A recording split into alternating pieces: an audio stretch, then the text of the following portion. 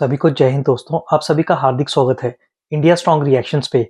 आशा करता हूँ कि आप सभी लोग बहुत अच्छे होंगे। तो आज की इंटरेस्टिंग और लेटेस्ट वीडियो में आप देखेंगे पाकिस्तान की दो जानी मानी हस्तियां। एक तरफ आप देखेंगे मशहूर पत्रकार शकील चौधरी साहब को, जिनकी स्पेशल गेस्ट होंगी इफत उमर जी, जो कि पाकिस्तान के एक मशहूर एक्ट्रेस हैं। और ये दोनों ही बात करेंगे हमारे प्यारे देश भारत के बारे में। और खास बात ये है कि भारत के बारे में बहुत ही अच्छी राय रखते हैं, क्योंकि ये दोनों ही भारत को पसंद करते हैं और अपनी बात निष्पक्ष तरीके से रखते हैं। तो ये वीडियो काफी इंपॉर्टेंट होगी, आपको बहुत कुछ जानने को मिलेगा और मजा आएगा। तो इसे अंत तक देखें और चैनल पे नए हैं तो चैनल को सब्सक्राइब कर दें, ताकि हम आपके लिए इंटरेस्टिंग और मजेदार वीडियोस लाते रहे। तो चलिए पहले ये वीडियो देखते हैं और अंत में इसके बारे में बात करेंगे। जय हिंद, जय भारत। द क्रिटिकल पेट्रियट देखने वाले सब दोस्तों को खुशामदीद, स्वागत। आज मेरे साथ लाहौर से एक खास मेहमान जुड़ी हुई हैं। इनका नाम है Ifat Umar. She is a well known artist and model. इन्होंने पंजाब यूनिवर्सिटी से फाइन आर्ट्स में मास्टर्स किया और she is an outspoken person. खुलकर अपने ख्यालात का इजहार करती हैं। इफ़त, पिछले दिनों मैंने इंटरव्यू किया डॉक्टर कमर चीमा का। वो एक थिंक टैंक चलाते हैं इस्लामाबाद में। जी, मेरी नजर से गुजरा है, मैं सुन रही थी उन्हें। अच्छा, और वो जो है टीवी पे आते हैं as a commentator, Indian TV पे भी, पाकिस्तानी टीवी पे भी। सर, तो अब उनसे मैंने टीवी देखता कौन है? आते रहे, देखता कौन है? हम तो यूट्यूब ही देखते हैं। ऑलराइट। तो बहरहाल उनसे मैंने ये पूछा कि क्या वजह है पाकिस्तानी जो लोग हैं वो क्यों नफरत करते हैं इंडिया से और हिंदुओं से। क्या ये कोई हमारी आइडियोलॉजिकल नीड है कि हमारी आइडियोलॉजी जो है, आइडियोलॉजी ऑफ पाकिस्तान कह लें या टू नेशन थ्योरी कह लें, उसकी ज़रूरत है कि हमने नफरत ही करनी है।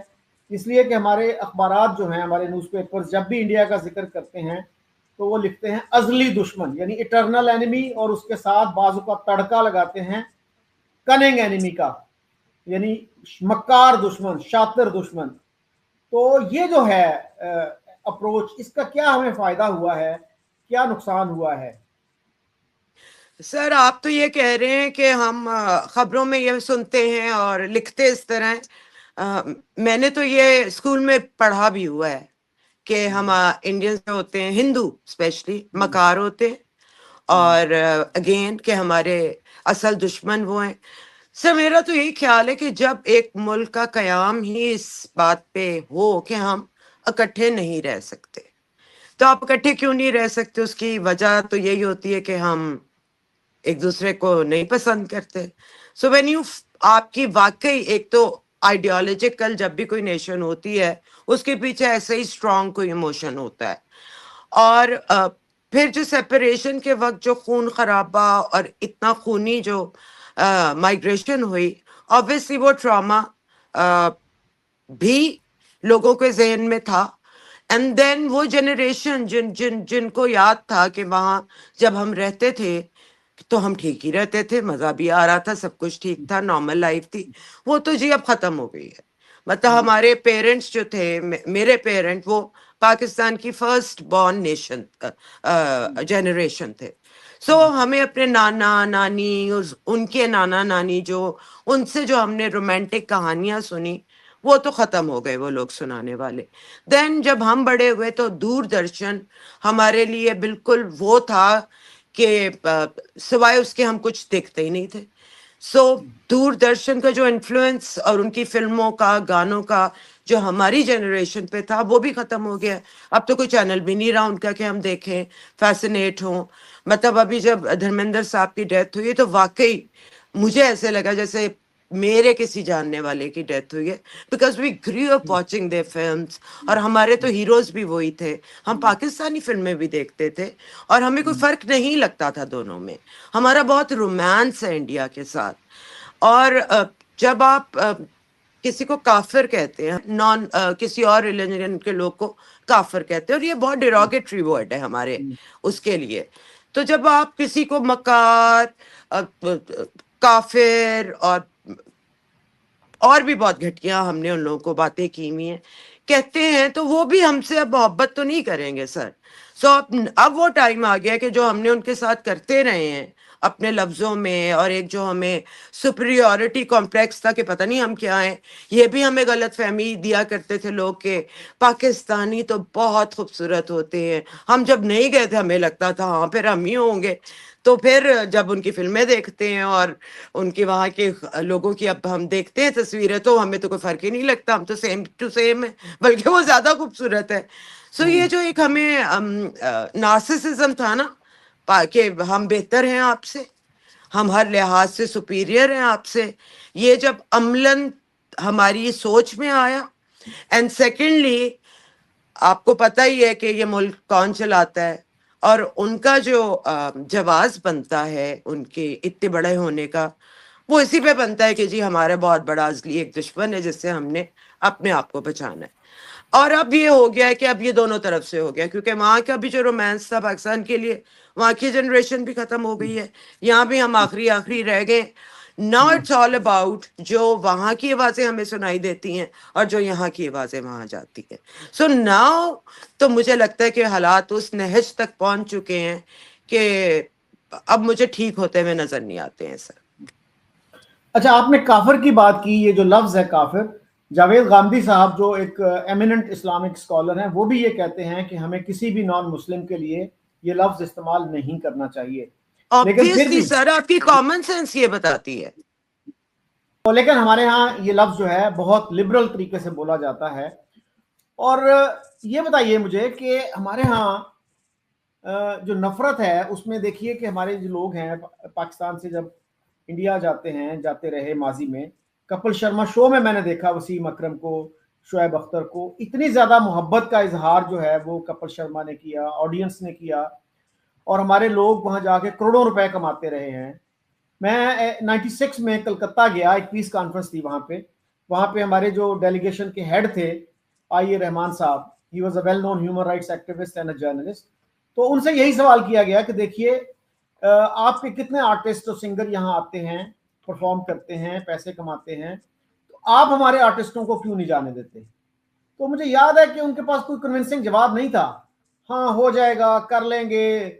अब देखिए लता मंगेशकर की कितनी ख्वाहिश थी कि वो पाकिस्तान में परफॉर्म करें। मुझे किसी दोस्त ने बताया कि बाकायदा एग्रीमेंट हो गया था और 11th आवर पे वो एग्रीमेंट, वो जो है अरेंजमेंट कैंसिल करने पड़े। और जो जी बंदा इसको ऐसा ही था, ऑर्गेनाइज ऐसा ही हुआ था।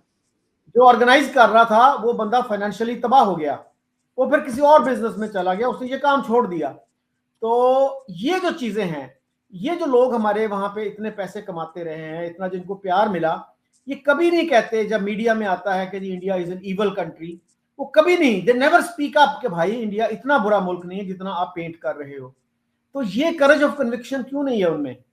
सर बात वही होती है ना कि जो एक एक्टर होता है, या तो मेरी तरह का हो और उसको ये परवाह ना हो कि मुझे काम मिलना है या नहीं मिलना। और जब आपका काम ही ये है तो आपको जो आम मासेस की सोच है ना, उसकी उसकी वो उसी की तरह आपको बयान देने पड़ते हैं, चाहे दिल में वो कुछ भी सोच रहे हो। सो ये मुश्किल हो जाता है जब नौकरी की। तो फिर अब आप पाकिस्तान के अगर फेवरेट नहीं रहेंगे तो आपको काम भी नहीं मिलेगा। आप इतना, ये काम इस तरह का हो गया कि आपकी फॉलोइंग कितनी है, कितने लोग आपके खिलाफ बोल रहे हैं, आपकी लोगों में, जैसे मैंने भी जब बोलना शुरू किया था तो मेजॉरिटी जिनके पसंद करती थी इमरान खान साहब को, मैंने उनके अगेंस्ट बोलना शुरू किया था। तो मुझे उसका जो रिएक्शन मिला वो काफी ह्यूज था। लेकिन luckily I वॉजन dependent on that career, कि मेरे घर उससे चल रहा हो तो मैं तो ये बर्दाश्त कर सकती हूँ। लेकिन वाकई अगर किसी का घर ही इस पे चलता है तो उनकी रेटिंग्स और एवरीथिंग, वो कोई ऐसी बात नहीं कहना चाहते जो कि मासेस को पसंद ना हो। सो अगेन वो वही पिला रहे हैं जो अगला पीना चाहता है। अच्छा इफत, आपके पेरेंट्स जो हैं वो तो आपने कहा यहाँ पैदा हुए, how about your ancestors, grand parents, वो कहाँ से आए? जी मैं पंजाब से, करनाल से मेरे नाना नानी का ताल्लुक था, हम्म, और वहां से ये लोग इधर आए थे। और मैं करनाल गई भी थी क्योंकि मेरी वालदा की फुफ्फो वहीं रह गई थी। हम्म, तो हम गए थे 86 में इंडिया में, मेरी वालदा मेरे नाना को अपनी बहन से मिलवाने के लिए वहां हम्म, लेके गई थी। और तो बहुत रोए वो लोग, और वो जो जज्बाती एक मिलन था वो वाला, इट वाज सो ब्यूटीफुल। और इतना मैंने एंजॉय किया था क्योंकि उनके मोहल्ले के जितने भी लोग थे और उन्होंने मुझे इतने प्यार से ट्रीट किया कि जैसे कोई शहजादी नहीं आ गई कहीं और मुल्क से। सो मुझे तो बिल्कुल इतना अच्छा लगा था। एंड सेकेंडली मैं आपको ये बात भी बता दूं सर कि जब इंडिया से कोई यहाँ आता है ना, तो जो प्राइवेट महफिलों में और हम लोग जब मिलते हैं तो हम भी उतने ही प्यार से उन्हें मिलते हैं। इसमें कोई शक नहीं है कि ये अंदर दिलों के एज सच इतना नहीं है जितना कि दिखाना पड़ता है और जितना कि दिखाया जाता है। और जो लोग मीडिया पे गालिब हैं या जिन लोगों की ज्यादा पहुंच है, वो फिर आपको पता है कि उनके पीछे, उनकी सोच के पीछे किसकी मैसेजिंग होती है। सो अच्छा, इट्स आपके very sad, it's very very sad. बिल्कुल सही। और आपके दादा की फैमिली का ताल्लुक कहाँ से था? सर मेरे दादा की भी पंजाब की ही इंडियन पंजाब से ही थी, लेकिन बचपन में मेरे पेरेंट्स की अलहदगी हो गई थी, तो इतना मुझे उनकी साइड से नहीं पता। लेकिन इतना मुझे पता है कि वो भी पंजाब से ही थे, जब हम यूनाइटेड थे, जो इंडिया पंजाब है वहां से थे। अब तो खैर करनाल जो है वो हरियाणा में है। जी जी। दोस्तों आशा करता हूँ कि वीडियो को आपने अंत तक देखा होगा और शकील चौधरी साहब और इफत उमर जी का ये पूरा डिस्कशन आपको काफी पसंद आया, जहां पे आपने देखा कैसे इन्होंने कहा कि भारत और पाकिस्तान कभी रोमांस में हुआ करते थे, अब वही एक दूसरे के जानी दुश्मन बन चुके हैं। और हम जानते हैं कि पाकिस्तान ने भारत से अलग होके भारत को कितने ज्यादा जख्म दिए हैं और पाकिस्तान सिर्फ बना था भारत और हिंदुओं की नफरत की बुनियाद पे। तो आशा करता हूँ कि वीडियो को आपने अंत तक देखा होगा और इफत उमर जी के जो पूरे व्यूज हैं वो आपको काफी पसंद आए होंगे। तो वीडियो अगर आपको अच्छी लगी है इसे लाइक और शेयर जरूर करें और अपने विचार हमें कमेंट सेक्शन में लिखकर जरूर बताएं। और एक बार फिर चैनल पे नहीं है तो चैनल को सब्सक्राइब कर दें ताकि हम आपके लिए इंटरेस्टिंग और मजेदार वीडियोस लाते रहें। जय हिंद, जय भारत।